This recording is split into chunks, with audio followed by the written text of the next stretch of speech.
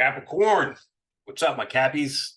This is going to be an exciting reading because I'm a Capricorn, so I always love to see what other me's are doing out there. Hope you all are doing well. This is your 2024 astrological energy report. I hope you resonate with it. If you do, please share, like, subscribe, and if you like a personal reading with me, all the information for that is in the description box below. But let's get into it. So 2024 is going to be a breath of fresh air. Hallelujah. Pluto is finally moving out of Capricorn after the last 15 years. This has been a heavy, intense energy. And depending on where your sun is in the Capricorn realm, depends on how intense it is right now. So as it leaves Capricorn, I don't know if you remember back in March, April of 2023 when Pluto went into Aquarius. I don't know about you, but I felt a massive lightness come over my soul, just heaviness just dissipated. And then of course it got heavy again because it came back into Capricorn, especially in the United States. It came right back onto the United States Pluto return. Now it is finishing up that. It is going to be going into Aquarius on January 21st. It'll go back into 29 Capricorn for about 6 weeks, but that's negligible. Okay, it's basically going to be now in this 20-year cycle.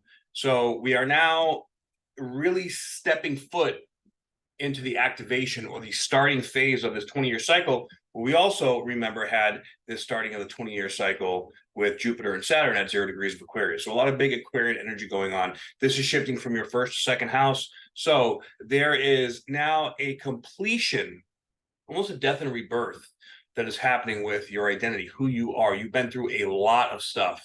Pluto has completely transformed you. Think back in 2008. All right, I know for me, in 2008, I was going through EOD school in the Army. And now I'm doing astrology readings, and I'm a healer and a coach, and I help people detox and cleanse, and I do shamanistic work. It's pretty wild and crazy. I never ever thought when I was younger I would be doing anything like I'm doing now. It's all been divinely orchestrated and divinely guided, I feel.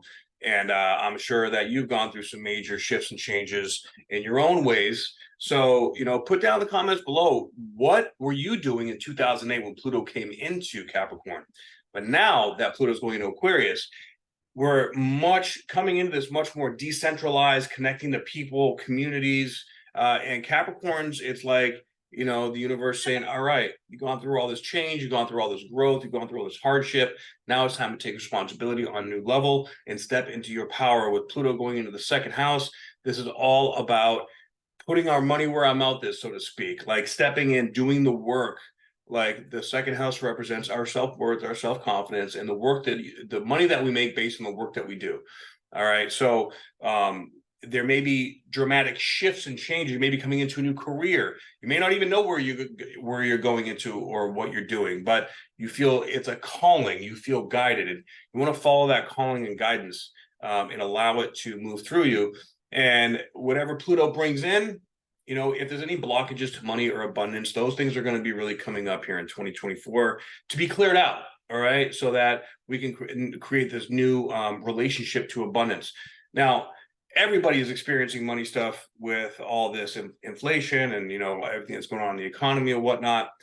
But this is more about like, okay, have you learned all the lessons that you say that you've learned? Have you done all the work? Now it's time. It's like we've gone to school. Now we graduated. Now we're doing OJT, on the job training. All right, like we're finally with our special team. Special spirit team, special team out in the world. All right, now it's real life practicing, putting into practice all the things that we've been going to school for. All right, and at this point, we have our freaking PhDs. All right, where the mountain go? We're climbing that mountain. All right, we're at the top of this mountain, and we're starting, the ascent to a new mountain.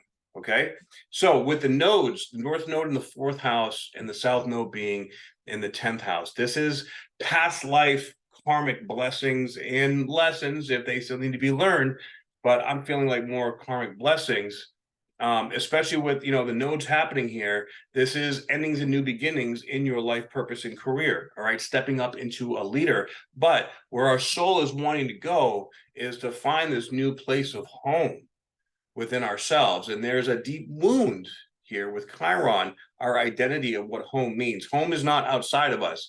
This is more about connecting to our ancestors in a new way. In fact, I feel like, just like I said in the Sagittarius reading, we're really clearing out past life energies, and we're aligned, and we're bringing back together all of our past life karma is clearing to bring us into a full, being as we're elevating and raising our consciousness and acknowledging the deep wound in our lineage. Like fourth house Chiron is about feeling disconnected from our lineage.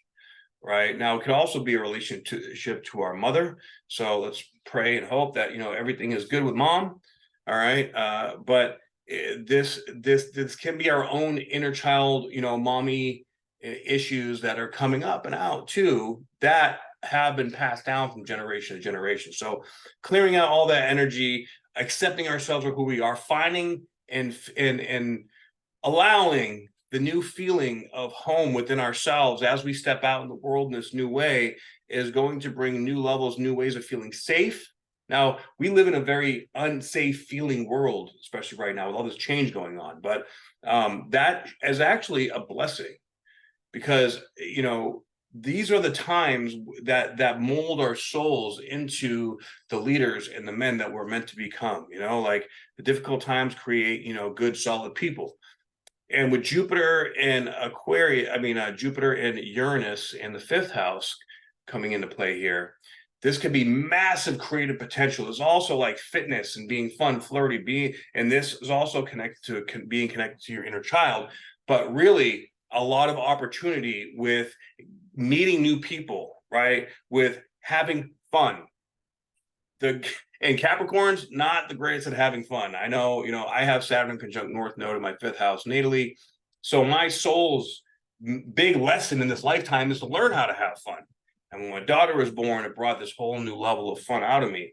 All right. But learning how to have fun, and live in that fun space is going to keep that creative juice flowing. And when it comes to April, when we have the Jupiter-Uranus conjunction here in the fifth house, we could have a massive, inventive, creative idea, something that can change the world or something that will change our lives, an invention or a concept that's going to blow everything away. It's like suddenly all of the ideas and possibilities that we've been trying to work on and come up with and figure out for the last 15 years, suddenly, well, actually, last time Jupiter was conjunct Uranus was in 2010. So it's been 13 years, right? 13-year cycle. So this is also culminating that 13-year cycle. So we're literally closing out the 15-year cycle with Pluto, this 13-year cycle with Jupiter, Uranus, and then we're starting the new 20-year cycle with Pluto and Aquarius, and also with the Jupiter Saturn conjunction that happened at 0 degrees of Aquarius. And that is all happening. So, at 0 degrees of Aquarius, which is on the cusp of our first and second house. So this is like really stepping up in responsibility, but also in abundance and funds and money and whatnot, when it comes to making shit happen, getting out there. Like we're being called and asked to be leaders now at a whole new level. It's time to step up. And if you've been feeling like, oh man, fuck, like I don't have the energy and blah blah blah, look, the energy is going to come. These energies are being infused into us. I've been exhausted the last few months, but as you can see, especially right now, it's October 14th of 2023. And we're coming into this eclipse today, and suddenly I'm feeling more energized, right? Like these energies, as we continue to evolve and cleanse and purge and open and sit in our heart and receive and allow these lower vibrations to clear out, we are growing, we are learning, and it's not something that our ego can figure out. So that old way of doing things, the competitive I win you lose, competition is dying. And co-creation is being born in a whole new way. And that's what the leaders of the future are going to start creating. New businesses, new ways of being, new communities that are being created are going to be developed and led by people that want to create a win-win scenario for everyone, because everyone deserves it. There doesn't even have to be all this competition. Okay. And then Jupiter is going to be heading into the 6th house here, coming into the second half of the year. So that's where we're looking at, like, really having our nutrition on point, our day-to-day, like, things are flowing finally. Now that we got this new creative endeavor happening, we're feeling good, we're waking up excited for life. I think that this is going to be a really good year for Capricorns.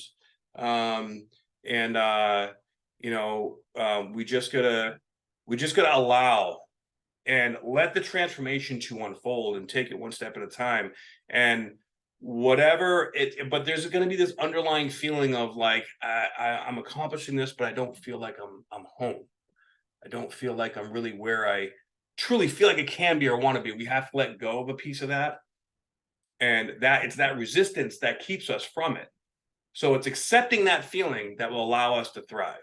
Okay, especially with Venus conjuncting Pluto twice this year. Now, it conjuncted once this past year, but conjuncting twice, and it's not retrograding, so it's going through twice. We're getting a major new lesson in receiving, or in how to receive, or in allowing us to feel. And even the divine feminine is, like, really coming up and, like, balancing out with the divine masculine and creating this more healthy landscape. So I see a lot of new, a whole new life purpose with stepping into a new level of responsibility.